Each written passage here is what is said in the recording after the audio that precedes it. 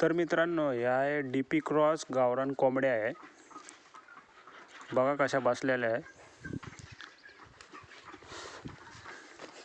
तर तुम्हाला दाखवतो, हे शेड आहे मित्रांनो. आणि या कोंबड्या आहे बघा कशा बाहेर फिरतात आहे. यांची संख्या आता 200 झालेली आहे. हां, तर हे लाल भांड्यात पाणी पितात आहे. आणि बाहेर पण फिरायला जागा आहे यांना. हे बघा तुम्हाला दाखवतो. तर हे असं बाहेर एवढं जागा आहे, त्याच्यामध्ये पण फिरू शकतात.